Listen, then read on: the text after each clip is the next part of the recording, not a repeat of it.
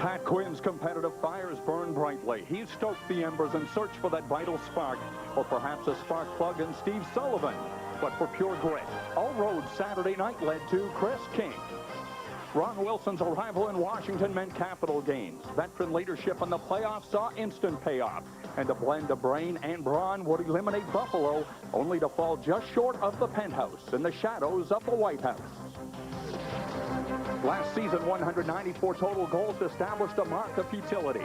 This season, a mandate to turn on the red light find Toronto shooters given the green light. Net results are up, and so too the Leafs in the standings. Washington's top gun led all NHL marksmen last year. From the days of Lincoln and four-score, no address needed here. He's Peter Bondra, yet another leader who certainly knows the score. The NHL's all-time scoring leader the past 4 seasons. All may be quiet in the Gulf, but the Maple Leaf Brigade is set to strike. Toronto invades Washington tonight, here on TV.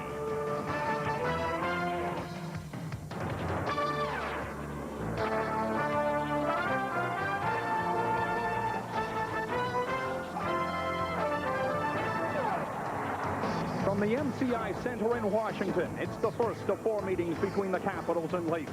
Toronto vies for its first win in Washington since January of 1994. The Leafs have won 9 games this season and 6 with Curtis Joseph in nets. It was vintage Cujo on Saturday night. He'd withstand an Ottawa barrage, stopping 27 of 28 shots. And with that kind of blanket coverage, Toronto had the insurance it needed to preserve a 2-1 win. But alongside the big win was a critical loss in Alexander Karpovtsev. The recent Leaf acquisition had just begun to show the promise expected of him until this slash by Andreas Johansson left Karpovtsev with a broken thumb and out of the Toronto lineup from 5 to 6 weeks. Well, good evening, everyone, and welcome to Washington. It is homecoming night here in the capital city for former Capital Sylvain Cote, who makes his Toronto debut since being dealt back to the Leafs in March of 1998. What a year it has been for him so far, and the Leafs hoping to make do well with a veteran line defensive brigade because they're going to get younger tonight. Yannick Tremblay will emerge out of the press box. He has been a healthy scratch for the last 12 games.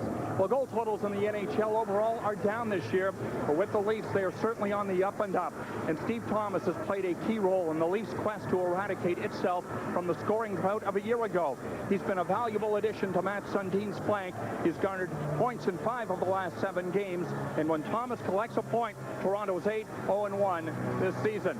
Well, simply put, the Washington Capitals have been a capital punishment here at the MCI Center. A despicable record of 1-5-2, but injuries there have played a major role. Yes, in Washington, health is indeed wealth. In terms of total man games lost so far this season, they've lost a grand total of 96, but expect Richard Zednik back in the lineup tonight. He has missed 10 games due to an ailing shoulder.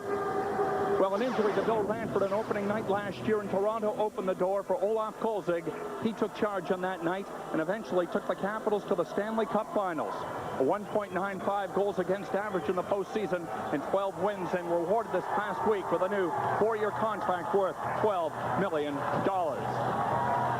Well, the Toronto Maple Leafs with an excellent road record of 5-3, hoping to extend that by a positive digit in the win column come 3 hours' time. With more in tonight's game, let's send it upstairs to Joe Bowen and Harry Neale. Thanks very much, Paul. It's nice to have Percy Dove Tonsils back in action down there, and it's good to have the voice back, isn't it?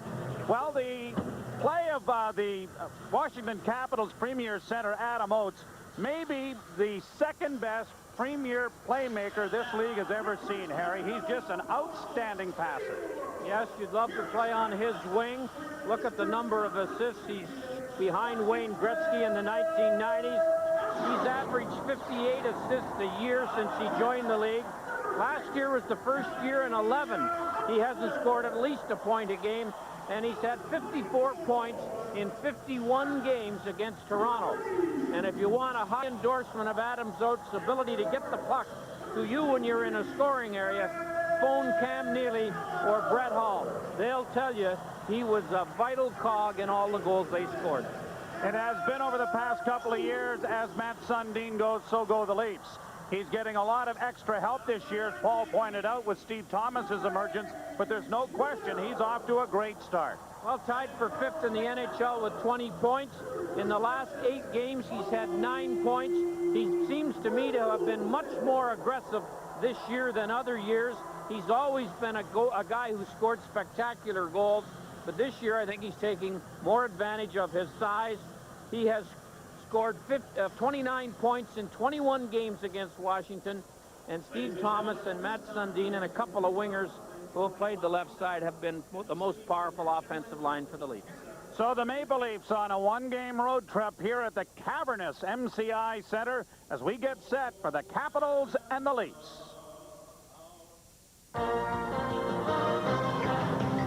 Molson Leaf Hockey on celebrate their first anniversary at the MCI Center December 2nd.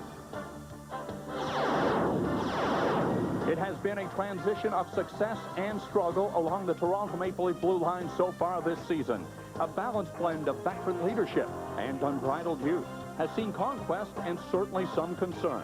The latter would best describe Saturday's loss of defenseman Alex Karpovtsev for the next 5 weeks with a broken thumb following a vicious slash versus the Ottawa Senators on the weekend.